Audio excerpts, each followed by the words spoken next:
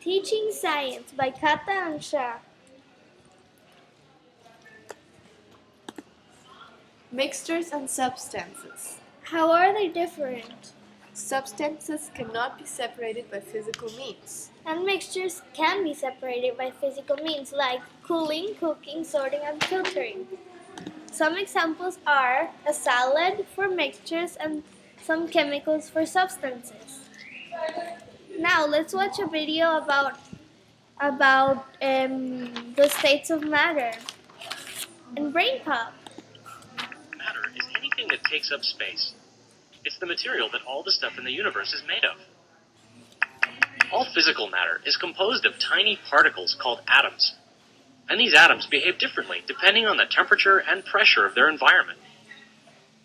Hey Moby, can you zoom in on this glass of water?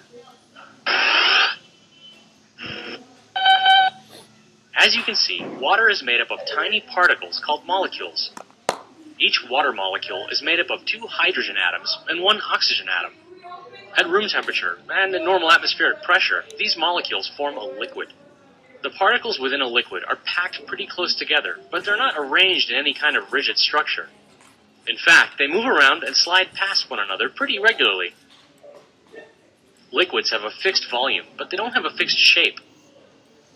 If you put liquid in a glass, it'll take the shape of a glass.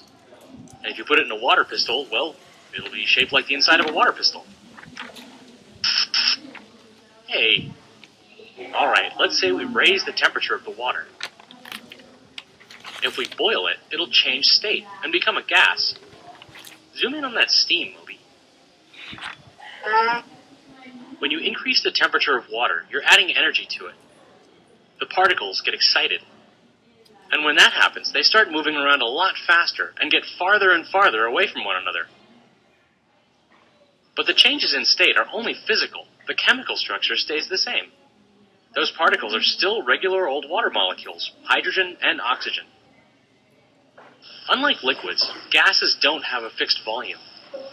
They have a tendency to expand, which means they'll fill up any container that you put them in. Yeah, thanks a lot, Moby. Anyway, one more to go. Solids. You're probably already familiar with solid water. We call it ice. Zoom on in here, Moby. When you lower the temperature of water, you're removing energy. As a result, the particles don't move around so much. They're still made of hydrogen and oxygen, but now they're locked into a pretty rigid structure. Solids have a definite shape and a definite volume. Under normal conditions, they look pretty much the same, no matter what container you put them in. Anyway, those are the main states of matter, and they aren't just for water. All matter, from hydrogen to plutonium, can be a solid, liquid, or gas. Or plasma. There are actually a couple of other states of matter too, but they're not as well known. First, there's plasma, an electrically charged gas. Every star in the sky, including the sun, is made up of plasma. So is lightning, for that matter. And the fluorescent light bulbs in your classroom are actually filled with plasma too. Okay, that was a video of Brain Pop explaining what are the states of matter. Now we will go on to the properties of solids. There is density, Hardness, elasticity, brittleness, malleability, and tensile strength. We got pictures of them. There's density over here. Density Describes the relationship between mass and volume. It means how tightly packed the molecules are in space. Then, Elasticity is the ability of an object to stretch and return to its original size. hardness, the resistance to scratching. For example, a diamond, and it's the hardest natural substance. Brittleness, a material's tendency to shatter.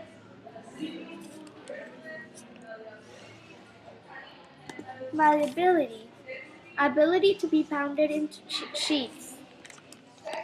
And tensile strength is how much you can pull on an object before it breaks. Okay, thank for you. watching our video.